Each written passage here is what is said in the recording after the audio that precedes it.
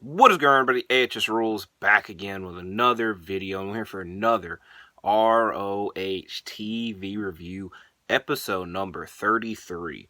Now, I'll say this right off the top. This was a 2-hour show. There's 13 matches. Now, 5 pages worth of notes. Now, I will say, I took a nap before watching this episode. And I don't know if that affected it, but this felt like one of the longest episodes I've ever had to cover. But a lot did take place on it, so we're not going to waste any time. As our first matchup was a proving ground match between Eddie Kingston versus Serpentico. Eddie Kingston has had a busy week, as last week, since we last spoke, on Collision, he defended the World Heavyweight Championship against Commander, retaining, obviously. Then, in a bigger matchup, the buy-in to Title Tuesday's Dynamite, he successfully defended it, and the New Japan Strong Openweight Championship against Minoru Suzuki. And now tonight, he is facing Serpentico in a proving ground match. If I had to put 2 and 2 together, he probably pulled double duty, because I'm pretty sure they taped this episode of ROH after, or maybe even before, last week's Collision. As he was on it, he was very sweaty and had no wrist tape on. I was imagining that he wanted to get this matchup done. So, before the match even takes place, we get an interview backstage with Serpentico, pretty much saying that he is not the same man that Eddie Kingston faced years ago, and that all he has to do is last the 10 minutes, because this is a proving ground matchup.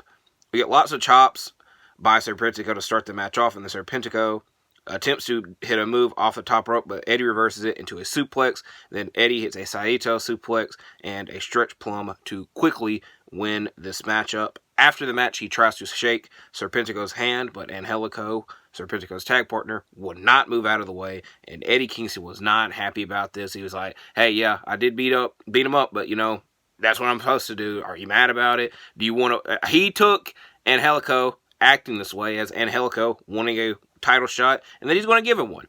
Now, they didn't say when this title match will happen, but down the line, we'll more than likely get Eddie Kingston versus Angelico now. So, that was their opening contest.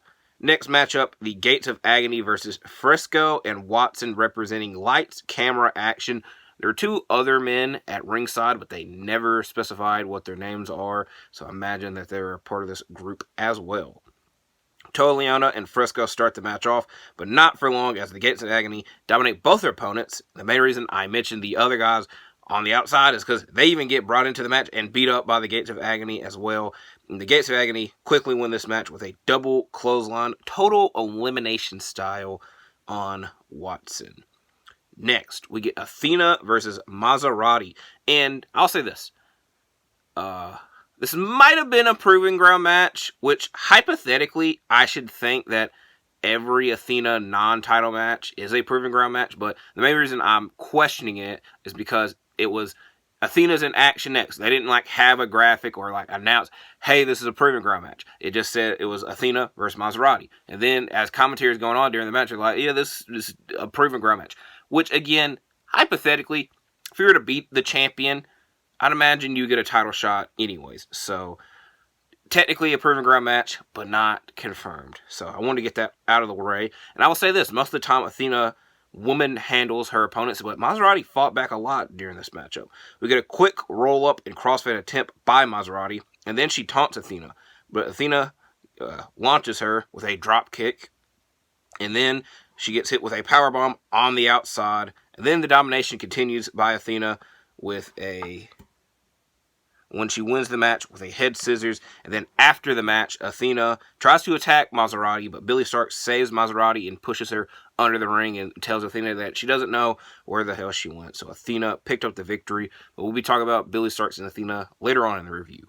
Next, we get a backstage interview with Lee Johnson, and he's talking about how he's being very competitive in ROH, but he's still yet to pick up a victory, and he's still losing. Then Shane Taylor Promotions, Shane Taylor and Lee Moriarty interrupted. They're like, hey, you should join us. But if you don't, you're going to keep getting beat up and keep losing. So, would be an interesting acquisition for the Shane Taylor Promotions. But the thing is, one of them's named Lee Johnson. One of them's named Lee Moriarty. Last week, went on a whole, not a whole match, but a beginning of a match. I'm like, I kept getting the names wrong because, both their first names are Lee. And we're going to break the fourth wall here. I even wrote down is a Lee Moriarty interview when it was a Lee Johnson interview. So 2 Lees being in the same group would confuse the absolute hell out of me. But, I'd have to get over it. Maybe I'd just start calling him Big Shotty because that's his nickname. So, next matchup. AAA Latin American title match between QT Marshall and Daga. Now, I'll say this. My AAA knowledge comes from watching Triple Mania every year, which this year was extremely confusing because there's like multiple versions of Triple Mania. I know that QT Marshall is a big deal in AAA as he is the Latin American champion and he's picked up several upset victories. But the main thing that I don't want to confuse everybody. So this is just me kind of talking out of my ass. But tonight they announced a match for next week's Rampage between Rocky Romero versus Mystico, which is CMLL, which is another Lucha Libre-based company. And I was like, that's interesting that they're announcing this match like that far out. And people were making a big deal about it. But then I did realize, like, there is beef between CMLL, AAA, and New Japan's involved with this. And AEW is kind of in the middle. So I don't know how that all involves here. I just kind of want to throw that out there because the week that we get a AAA title match, a CMLL matchup is announced for next week. So that being said, let's get into this matchup. Before the match starts, QT Marshall teases Daga for not being the Latin American champion, even though Daga is a former Latin American champion that I learned, and that he asked Daga to translate what the fans say to him in Spanish, and then somehow this crowd in Salt Lake City, Utah knew what they were saying because they started to chant asshole, and Daga's like, yep, that's what they're calling you. They're calling you an asshole. So the matchup starts. QT Marshall teases Daga a majority of this opening match that sparks a Daga comeback, including a backbreaker, a backstabber for a 2 count. QT hits a tornado DDT for a 2 count with his feet on the ropes. Then Daga attempts a frog splash, but QT reverses it into a diamond cutter, which was very impressive, and then follows it up with the dirt sheet driver for the win, rolling Daga up to pick up the victory. Now I'll say this. This is hilarious because this happened in my last video too. My stomach is growling. Y'all might hear it. It might pick up on the camera. That's the case. That's hilarious. But I want to get this review out. I ain't worried about eating yet. Now I forgot the other thing I was going to say. But QT Marshall picked up the victory. Next matchup is the Infantry versus Shane Taylor and Lee Moriarty. Moriarty and Bravo start the match off. Bravo lands a massive forearm, leading to a tag. And then the Infantry try to keep Shane Taylor out of the matchup, because they have Lee Moriarty in, and then they'll push Shane Taylor occasionally. That way he can't tag in, but eventually he does. And then once that happens, Lee Moriarty and Shane Taylor keep Sean Dean on their side of the ring. A tag is made to Bravo, who fares well against both men. When the Infantry then attempt the boot camp, which is the rushing leg sweep big boot combination, Shane Taylor pulls Bravo to the outside and then gets back in the ring to hit a Uranagi and big right hand to win the matchup for the Shane Taylor promotions. Next matchup is Angelica versus Martin Casas, who his last name does not sound, it's spelled Casaus, and guess I'm overthinking it, and I don't think that's how it's pronounced, but that's how they kept saying it. Marty the Moth in Lucha Underground, and this beginning of this match was weird as hell, as they kind of have a dance battle where Angelica's doing his normal dance moves, and then Martin is doing his own version of it, which the crowd was very behind, but it was not really even dance. I don't want to call it a dance battle. I guess it was a taunt battle. If it was a dance battle, it was horrendous. But Angelica tries to slam Martin into the top turnbuckle, but Martin was, I'm going to do it myself. Kind of George the Animal Steel style. But Angelica wins the matchup with an ankle lock, which also, both these men were in Lucha Underground, so I probably should have said that at the beginning. But anyways, next matchup, Mercedes Martinez versus Lady Frost. Martinez keeps Frost grounded for the early portion of the bout. Even when Frost lands a move, it is quickly thwarted by Martinez. Then Frost lands a combo of moves in the corner and lands a spinning Vader bomb. And then she attempts to hit the frostbite, but Diamante distracts Lady Frost, and then Martinez lands a Razor's Edge into a Dominator to win the matchup. And again, I'll be talking about Mercedes Martinez and Diamante later on in the episode. Next, we get a backstage interview with Josh Woods. He does not have a match tonight, but he has a lineup of opponents set up for next week, so we'll be intrigued to see who he faces. But we find out like a minute later that Smart Mark Sterling has got a coach for Josh Woods, and that this coach is Pat Buck. But Josh Woods goes through his accolades and saying that he doesn't need a coach. And Pat Buck takes it in, so he's like, yep, I'm not your coach anymore. So for 30 seconds, Pat Buck was Josh Woods' coach, but now he's not. He is going to be his opponent for next week. So Josh Woods versus Pat Buck. Next matchup, as my pen went flying. Layla Hirsch versus Willow Nightingale. Layla Hirsch last week had a good effort, but ended up losing against Athena in a women's title match. Let's see how she recovered. Hirsch wants the match on the ground immediately, and that does not take place. And then she gets it to the ground once she knocks Willow Nightingale off the second rope. Willow then is able to power out of an arm lock, later hitting a spine buster for a 2 count. Then Hirsch hits a German suplex and a lariat for a 2 count. Back and forth close match with Willow Nightingale hitting the pout, period, and the Babe with the powerbomb for the victory. But she does not get to celebrate for long as Layla Hirsch is frustrated, now picking up 2 losses in a row, and attacks Willow Nightingale with Sky Blue coming out to save the day for Willow Nightingale. I won't lie to you. This was a very good I don't have no reason to lie to you. I did enjoy this match. I'll say it was the best match of the show. So check it out if you can. Next matchup is Gringo Loco versus Action Andretti. And I should probably read these. Well, I do read them, but I don't make note of them. But the little match graphic when they come out. This is Action Andretti's first singles match in ROH, which is a bit surprising because I've seen him consistently on ROH TV for the past, I say since May and April. And I know I've seen Darius Martin in singles matches, so it's weird that this is Action Andretti's first singles match in ROH. This match, of course, being against Gringo Loco. Both men flip around trying to outdo one another. And then Gringo Loco was able to slam Andretti, and Andretti, my pen started to go out here, so I don't remember what the hell I wrote down.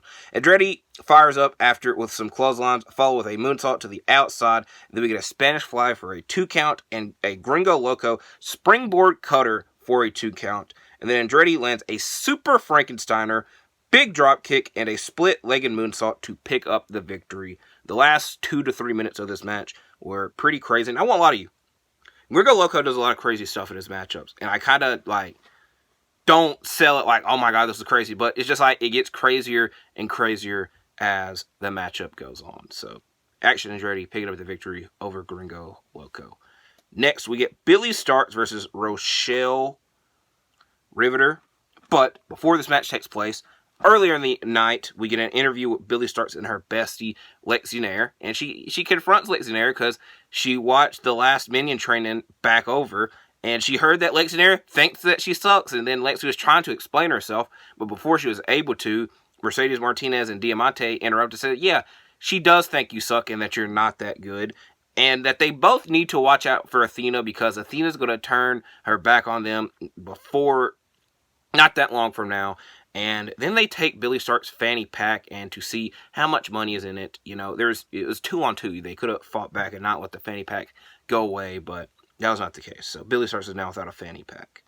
And this matchup, I won't lie to you, was very quick, with Billy Starks being very aggressive with Athena at ringside, and she did win the matchup with a crossface. And as Athena and Billy Starks are going up the ramp, they are attacked by Mercedes Martinez and Diamante with no fanny packs. But Billy Starks picked up the victory. Intrigued to see where there's a rivalry here, because Mercedes Martinez has history with Athena, and now Billy Starks and Diamante are dragged into it. Let's see what direction they go. Next matchup, Kip Sabian versus Anthony Henry. We get some good technical wrestling to start the match off. Then JD Drake pushes Henry out of the way, taking a dive from Sabian instead of Henry. And then Henry pushes Sabian into the guardrail on the outside. Henry rises up to hit a penalty kick and a cradle shot once they're back in the ring for a 2 count. Technically, you can call it a spinning Michinoku driver, but Chris Sabin being one of my favorite wrestlers, it looked like a damn cradle shot to me. Penelope Ford, I almost called her Penelope Ford. If you get that Easter egg, you get that Easter egg. But Penelope Ford distracts Henry, setting up Sabian to hit the Deathly Hollow for the win and Kip Sabian pick up the victory. I will not lie to you. I like to say that I know a lot about ROH. And Ian Riccaboni kept mentioning, yeah, Kip Sabian had a couple matches in ROH in 2018 before he signed with AEW. I do not remember a single one of them. So I'm going to have to go back and look at them. But Kip Sabian picked up the victory. We get a backstage interview with Griff Garrison, and he still does not know what the hell he's doing and how to win.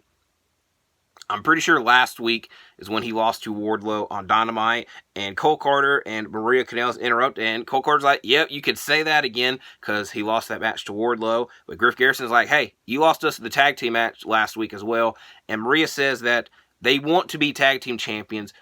I don't know when the hell they ever said that. I know they want to be a champion. They never said the tag team champions. But if they want to be tag team champions, they need to get on the same page, and they come to an agreement that they will try their best to get on the same page to eventually become tag team champions, which, you know, is funny because I have no clue where the hell these tag team titles are or what the hell is going to happen with them, because one of the champions is hurt. The titles still aren't vacated, so when will the hell will they get a tag team title shot? I don't know. Next matchup, Ethan Page versus Christopher Daniels. Ethan Page is interviewed backstage, and he talks about this winning streak that he is on, but he wanted a step up in competition, and they got that step up in competition because he is facing a former Ring of Honor world champion. But that does not mean much because he needs to pick up this victory, because he needs Eddie Kingston to see him with a victory tonight and his hand raised, which is, you know, very fitting because Eddie Kingston was actually there tonight to watch this matchup. We get headlock attempts from both men to start the match, and then Daniels has a submission on Ethan Page for a great majority of this matchup. Ethan then attempts to hit a snapshot, and then Daniels attempts to hit an Angel's Wings, with both being reversed, but that was not the case for Ethan Page hitting the Ego's Edge to pick up the victory. And then immediately after the match, Mark Sterling was talking about, hey, Ethan, you should go join the Premier Athlete brand. But if you do so, you cannot quit like you do your other tag teams and your vlog that you do. And then Ethan Page is like, I don't want to do that. I think that he called them several names. He called them assholes, and he called them D-bags. And that Tony Nese was like, you know what? I never really wanted you in the Premier Athlete brand. You should actually be joining my group sessions that I do every week. And you should be sitting in the audience, which is just very funny considering you just picked up a victory. But, Ethan Page doesn't want any of that. He wants a match with Tony Nese next week. And it's set up. Mark Sterling has a busy night because Josh Woods versus Pat Buck, and now Ethan Page versus Tony Nese. But before the segment ends, Ethan Page shows his respect to Christopher Daniels, and he tells Christopher Daniels, no, don't go anywhere. Give it up for Christopher Daniels. Y'all applaud him and show him his respect. Now we get to our last matchup, our main event. We are 20 minutes into this review.